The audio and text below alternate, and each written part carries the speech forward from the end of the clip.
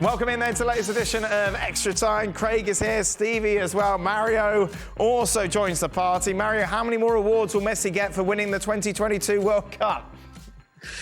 Oh my God, he's got so many already. But look, I don't want to take anything away, of course, of the things that he delivered, because as a footballer, you have that dream. But they just have to explain it to people to understand exactly what awards and where are they for. And then everybody will be understanding it. Anyway, you need to be very clear with these players about what they're voting for. Yeah. Craig, does Benzema or Firmino improve Manchester United or Chelsea? They've come back from the Saudi League. Let me tell you. Well, I don't know about Bobby Firmino, but he's not going to go to Man United. But certainly Benzema is improving any of those sides. Right, you think Unless so? something drastically has gone wrong, and what was it? How long's that been now? About 7 or 8 months. Yeah, he went in the summer, didn't he? So it's not that long ago, and let's not forget Chelsea in particular really don't have anybody of any note in that position. I mean, young Højlund's he's raw. He scored a great goal. Yes. Problem is they don't play a lot of football, United, do they? Right. I mean, they play on the counter-attack. Chelsea, different. Maybe Chelsea with the possession. Chelsea could be all right. A leader as well, coming in. They have got no. They really don't have anybody. Yeah. I mean, Breuer's a good. I liked him when he was at Southampton, Breuer. Right, that's about the level. I think kind of that's not Southampton because they're in the Championship, but you know, they might come back up. But you know, somewhere else, bottom half of the Premier League, I could see him going in, sort of an Everton or something like that, and maybe do a job. Nico Jackson, I think we're all agreed I don't think he's going to cut the mustard. And Nkunku, you can't rely on him. Well, he'll play probably wide when he's fit anyway. So, but is that really a serious discussion? Benzema coming back from Saudi Arabia. Well, there we are. They talk about it. It came up. I saw that name popping up, and I was like, just what you highlighted. They need goals, and Palmer at the moment is the top scorer, and he's a midfielder or attacking midfielder or whatever we want, a winger. So they need a striker. Stevie, rank the Liverpool forwards by the amount of goals they will score in Salah's absence. Who have we got then? Nunez? Jota. If Jota's fit, I'd say Nunez, Jota. more than MD. Yeah. Diaz. Yeah, Diaz. Gakpo. Like you would call him. Well, I think they'd be your four. I think Nunez ahead of Gakpo. Yeah, I think we'll go Jota, Diaz, Nunez, Gakpo. Under Postecoglou, do you think Spurs are becoming more of a destination club for sought-after players, Craig? well, sought-after players, guess what? Cost a lot of money. Right. Generally. So the defender, of course, chose, I forget his name. Dragusin. Yeah, Dragusin chose Spurs than he over Bayern Munich. From Genoa, yeah. He's a big, apparently big, strong. Right. Strong as an ox. Good, rugged defence. Yeah, I mean, I don't know how much truth there is. I mean, I read the reports he was going to Bayern Munich, and I thought, well, that's that deal hijacked. But maybe a bit like Erling Haaland. It seemed like 3 or 4 years ago when United were trying to coax him to come, particularly his countryman Ole Gunnar Solskjaer. His management said, no, you know, progression, Borussia Dortmund, big club, more opportunities, better for him learning. Maybe that's something. But yeah, I mean, Tottenham's, there's no doubt. It's people who have taken note that the way that they're playing. Mario, if you had to choose between Spurs and Chelsea as a player right now, where would you go? I mean, I don't think it's the best answer because I will never go to Spurs because it doesn't make sense. You know, if you support that team, you played there, boom. But if you're talking about football-wise, yeah, you know, and I haven't been Chelsea and Spurs is playing this kind of football. Yeah, you go to Spurs. They play great football. The way they set up, what Postecoglou wants them to play, the way they attack. Yeah, I think they're really playing some good football. I haven't seen Spurs playing this kind of football for a long time. You'd go to Bayern before Spurs, wouldn't you? I know, but maybe it was more of a game time issue. Yeah. Maybe with Upamecano and Kem. Upamecano's been struggling. They've just signed a centre back in the window. Eric Dyer. Oh, that's who it was. Aye. Yeah. Oh, aye. I'm definitely going to Bayern. Maybe to worry about Archie. Archie's jacket. They're going to Bayern because it looks like. Well, he's not. Like Van de Ven. Van der Ven. and the Argentinian boy. What's his name again? Romero. It looks like that's his two when they're fit. Right. I would suggest it'd be easier for him to get in the Bayern team because Upamecano has been having a torrid the last 12 months, maybe even 18 months. And even then, you got to go to Bayern because you know they're going to be competing for the Champions League, and you're probably going to win the league. I don't get that. I absolutely go to Bayern Munich over Spurs. I had a look at the list yesterday for both United and Spurs of players that were out. You know, because there's been a lot of talk this year. You know, United have been players out. Newcastle have been hit badly. Some clubs have definitely been hit a bit worse. Yes. Than others, right? And I had a look yesterday at Tottenham, and it was like I got to the end of United players out, and then it just kept going. It was actually quite scary, and there were, you know, whether it's injuries or absentees for these competitions that are going on. So when you think about that, and they only just got Van de Ven back, how they were able to dominate that game. I mean, it was, as I said yesterday, it wasn't exactly a shock. But even when you're thinking, right, you know, United at home, Tottenham, you know, Højbjerg and Skep, he doesn't really fancy them. Bentancur hasn't played that many games, but yet they still knocked it about as if they were playing against some team from the first or second division, to be honest with you. I was trying to remember, did you change your mind from the 2-2?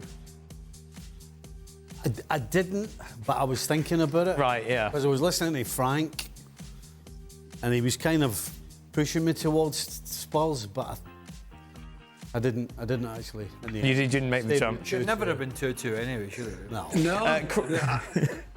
I thought Spurs was going to do it though. In that game, I felt like before the game I was all 100% Spurs, but then I think, you know, there were moments you could see me bringing some Spurs. I really like. It's maybe interesting to say, but they play some good football though. The way they attack and comfortable, going to like some people that haven't been to that stadium. You don't go to that stadium and be that confident and playing that kind of football, because when you come on that field, you get impressed by the 60,000 people watching you and the way they stand behind their team. But then you see first turn up and they played with so much confidence. I was like, okay, impressive, really impressive. They play to win, don't they? But everybody play to win, right? Yeah, and everybody. But the thing is, everybody does turn up at that stadium now. Yeah, it's changing. And you know, Bournemouth did it, Wolves did it. I mean, they've all done it. Crystal Palace. I mean, they've all done it. The only team that doesn't play to win is Man United. It seems. And again, he was at it in his press conference, you guys, but I didn't see his press conference. He said, what was it, Stevie, the immortal words? We're improving. Right. Well, there you are. Honestly. Scored 2 goals. If you shut your eyes, it sounds like Solskjaer. So Jim Ratcliffe was sat next to Sir Alex. The two sirs. I don't know. Yeah, it's Sir Jim, yeah. Why did you call people Sir anyway? Oh, hey, if you got knighted, you would insist to school call you Sir Craig. Beg your pardon. You get extra money. I mean, it was that. But he was sat next to Fergie. Yeah. And what, I mean... Well, if you count Sir, they both turned around, wouldn't they? What must have been thinking? Come on. Craig, what happened to Xavi and Barcelona? They were playing in much more control last year, and this year teams just got stronger. How this team is falling apart? Well, the guy in the middle of the park that could control the game, even though he couldn't run a lot towards the end, and Sergio Busquets.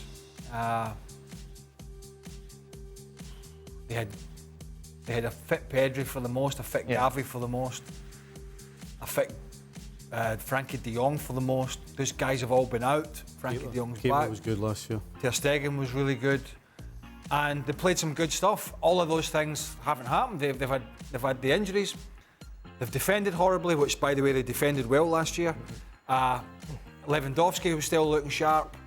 That might come back if he gets a bit more supply.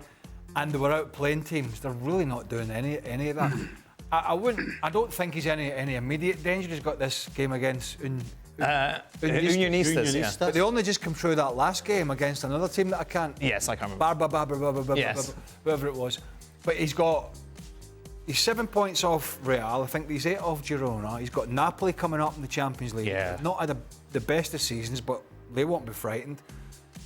It could unravel very quickly for him. So I think he'll see through to the end of the year, but you just never know. Or the end of the season. Stevie, who is someone you played with or against that you would say is comparable to Kevin De Bruyne?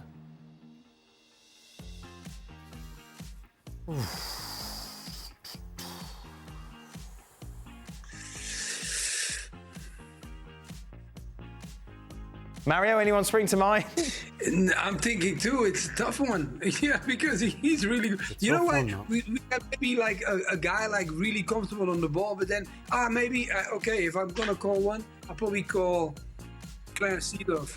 Was probably one of the guys that I could say that had a bit of that, like he could see the pass, he had, the dribble, the vision was good, great technique. Yeah, I will call him. No, Come on, there must have been somebody. What about Terry McDermott or somebody like that? No, Terry was a goal scorer and late runs into the box. You? Well, no, because then you're look, lots of really good midfielders, at Chelsea with Wisey and others, and Gary Mackway, Scotland, Johnny Collins, Stuart McCall, Paul Lapp. But then you're looking at he's not a number 10, is he, Kevin De Bruyne? Yeah. He's a bit of everything. Yeah. He'll get goals, killer passes, he'll make tackles. So you're thinking about players with his ability. You're thinking about somebody like Gianfranco Zola. But then he's not. He doesn't have that win the ball back. No, exactly. It doesn't fit into a Right. category, He's a one-off. space, whatever you want. He's, I honestly can't. I tell you who's I didn't play with with Pirlo, but if not, I would call maybe somebody like a Pirlo or whatever. But Yeah, Pirlo doesn't go forward, but he doesn't have the pass and the understanding of the game. I didn't play with him, but he's definitely one of the guys that you could say, yeah. Somebody that does it, he just doesn't do it as well as De Bruyne. Maybe he will one day. But somebody that does a bit of both is the lad at Liverpool, Szoboszlai. Yeah. Right. I was thinking more Trent Alexander-Arnold with playing balls into the area. No, I'm thinking about he's somebody that'll make runs and he'll also tackle, but he's got a pass. He's got a good strike on him. But I mean, we're not. He's a really good player. I mean, he's the captain of Hungary. But De Bruyne is. Yeah, I different think what we're seeing is there's not. No, it certainly sounds like. Final question to you, Mario. Do you think the warm weather training is a very useful thing for the team to do? Oh yeah, I think it's one of the best things to do because the weather brings happiness. We can all talk about it, and everybody has to agree with it because we know when we go on holiday, where we go sunshine. Rarely you hear people go skiing. Okay, I'm a black guy, I don't go skiing, so that's definitely out of the books for me. But if I talk sun-wise, yes, you need that because there is more that you can do, and also why teams go there. In the warm weather, you have less injuries than when it comes to a colder weather because they got to warm up and got to do more to be actively capable to do certain things. In the warm weather, you don't need to do that. You can sprint really quickly. So I think that's definitely a must. And when you go in warm weather training, you tend to get a little bit more dehydrated. Right. Yeah.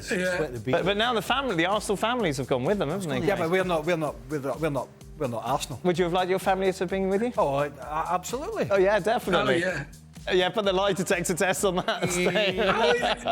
Bit of warm weather training. Mario, bit of warm weather training. No, you would want your family with you. We had, we were brought to Rome once by Ranieri, and I never forget that day. We go there, we were Chelsea there, we're in the training camp. He was the only one that had his whole family there. Wife, daughter, dog, we had nobody. We were there for 16 days in the middle of nowhere. 3 hours away from the airport, and then no one goes there. The only people who go there are the elder people that go and pray. And we were sitting there for 16 days. Oh my God, it was the worst training camp I've ever had in my life. Oh wow. My God, I felt like I was locked up. I can't remember who it was, but it was the night before the cup final. So all the wives and stuff, yes, would be brought down the day before. I see. And they stay over in London. Okay, but they don't stay. They don't stay with you. No. And I can't remember who it was. No. But one of the wives was phoning up going, I don't know what to do. I didn't bring my hairdryer with me. What am I going to do? It's like, what am I going to do? I'm in a hotel about 40 mile away in London. Didn't you have someone in Mexico? His wife was ringing up, shouted at him. Oh no, that was Arthur. Arthur Alberson. Aye. I'll tell you. I won't tell you why. But anyway, it was. So it was 2 single beds, right? You know, back in the days, Dan, when we used to share. Oh yes, yeah, of course, back in the good old days. And of course, it was afternoon. We were chilling out, all siesta, and he must have been on the phone for 45 minutes, right? And Arthur never said a word. He was just, I just saw his head nodding and doing all this. And then eventually he went, I tell you what I'll do, I'll get a job as a plumber and put the phone down. That was it. Oh, brilliant. Yeah. All right, then, that is it. That brings us to the end of today's show. Thank you very much to Mario, to Stevie and to Craig. And what's happening tomorrow? I have no idea. Carabao Cup. No, it's not. You just completely made that up. That's next week. Oh, is it? Yeah. I thought it was tomorrow.